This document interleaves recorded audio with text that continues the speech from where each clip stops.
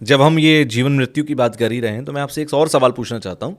जो लोग मरकर जिंदा हो जाते हैं, पता चला कि उनकी डेथ हो गई, 2 घंटे बाद वो वापस जिंदा हो गए, ये कैसे पॉसिबल होता है?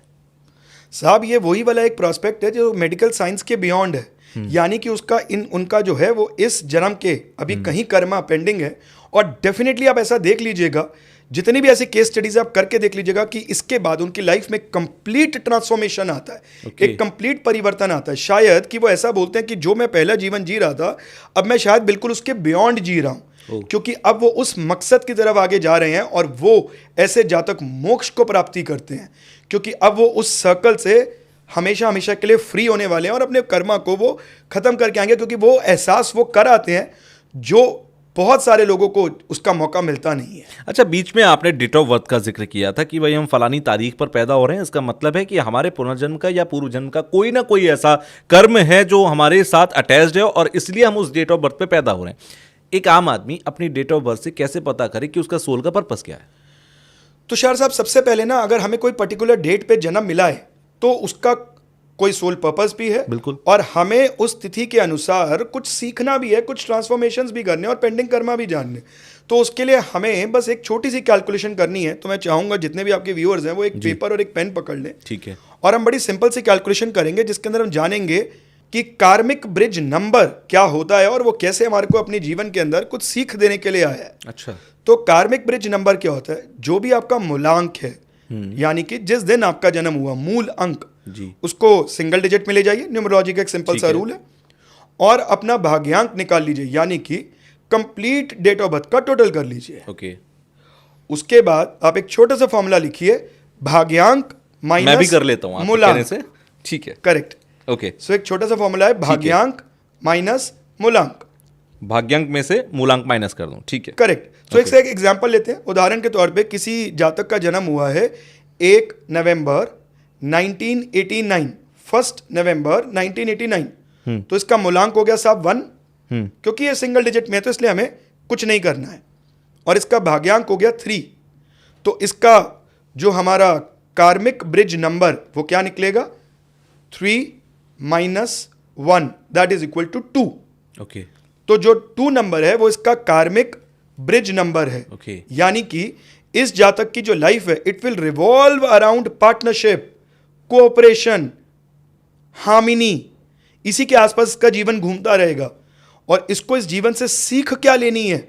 इसको यह सीख लेनी है कि अपनी फीलिंग्स को उतना मत सप्रेस कीजिए कि आप अपनी नीड्स को ही भूल जाएं, इस डर से कि यार ऐसा करने से मैं अपनी हार्मनी को खराब कर दूंगा, मैं सामने वाले के साथ रिश्ता खराब कर दूंगा। अपने इमोशंस और सेंसिटिविटी को संभाल के चलिए। यह आपके लिए सबसे बड़ा लेसन होने वाला है। मान लीजिए किसी का कार्मिक ब्रिज नंबर आता है 7, इस जातक की लाइफ घूमेगी revolve around knowledge, wisdom, okay, spirituality. और इसको लेसन क्या सीखना है? Be in the movement. जो आपके साथ घटित हो रहा है उसके साथ विद द फ्लो चलिए। Don't isolate yourself from the material world. ऐसे आप अपनी ड्यूटी से बाहर आ जाएंगे। जिसका कार्मिक ब्रिज नंबर 6 है, ऐसे जातक जो हैं वो बहुत ज्यादा लविंग, केयरिंग टूवर्ड्स अदर्स होते हैं। इसी वजह से उनकी एक्सपेक्टेशन भी बहुत हाई होती है, बट इस कगार में वो अपनी फैमिली की तरफ, उनकी बेसिक नीड से थोड़ा सा दूर हट जाते हैं। ओके। तो साहब ये तो एक फर्स्ट स्टेप है टू नो कि आपको क्या लेसन सीखना है। इसके अंदर और फर्दर जाएं।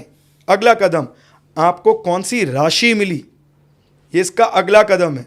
अच्छा। अगर आपका जन्म मेष राशि का है, यानी कि आपकी जो जन्म राशि है वो एरीज है, तो ऐसे में आपको क्विट करना पड़ेगा अपना ओवर एंथुसियाज्म। जल्दबाजी में, इंपल्सिवनेस में कोई कदम मत लीजिएगा। This is a lesson for you. अगर टॉरस है तो आपको अडेप्टेबिलिटी सीखनी पड़ेगी। अगर कर्क है तो अपने इमोशंस को बाय बाय कीजिए। अगर लियो है तो आपको you need to be a good listener. हमेशा अपनी बोलना, अपनी चलाना नहीं कर सकते आप। अब साहब आपने एक कदम और आगे बढ़ा लिया to know what is your lessons and what things you need to change. अब आता है योर पेंडिंग कर्मास। ये आप जान सकते हैं केतु के थ्रू।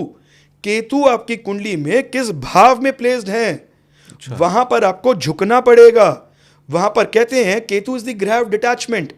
और मैं बोलता हूं Ketu is the planet to teach you. Ketu is the best guru. Ketu means you have to bow down. आपको झुकना पड़ेगा. आपको वहां पर शो ऑफ नहीं करना है. जहां आपने बोला कि दिस इज माई स्ट्रेंथ, वहीं आपका पेंडिंग कर्मा काम करना स्टार्ट कर देगा. लेट से किसी का केतु 7th हाउस में है, ऐसे जातक को अपनी एनर्जी को चैनलाइज करना सीखना है. झुकना है कि मैं इतना ओवर एनर्जेटिक हूं, मैं कुछ भी कर सकता हूं. ऐसा नहीं चलेगा.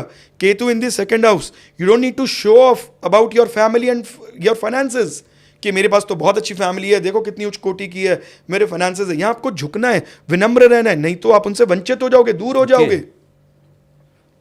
अब साहब आपने इतना भी जान लिया.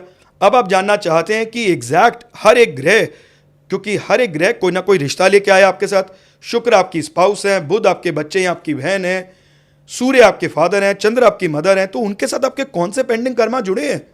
तो ऐसे केस के अंदर आप जानते हैं नक्षत्र थ्योरी, जो कर्म विपाक संहिता में लिखी गई, जिसमें लॉर्ड शिवा हर एक ग्रह के अनुसार बता रहे हैं कि इस नक्षत्र के अंदर यह कथा जुड़ रही है. यानी कि वो जातक आपको ऐसी पीड़ा दे सकता है.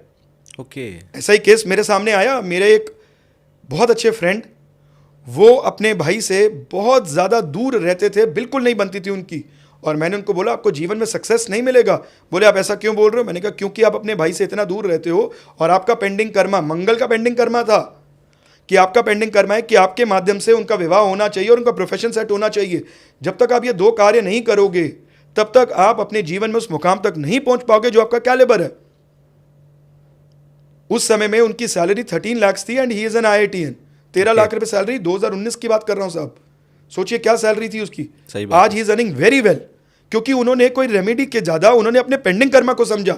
अगर आप इसको समझ लें तो शायद आप अपने जीवन को ऑन ट्रैक लेके आ सकते हैं. तो इसके अंदर सीरीज है, स्टेप्स हैं. धीरे धीरे धीरे धीरे आपको जानना है. पहले सिर्फ इतना समझिए कि आपकी डेट ऑफ बर्थ के अंदर हिडन सीक्रेट्स क्या हैं, आपको लेसन्स क्या सीखने हैं, आपका जीवन उसके इर्द गिर्द घूम क्यों रहा है.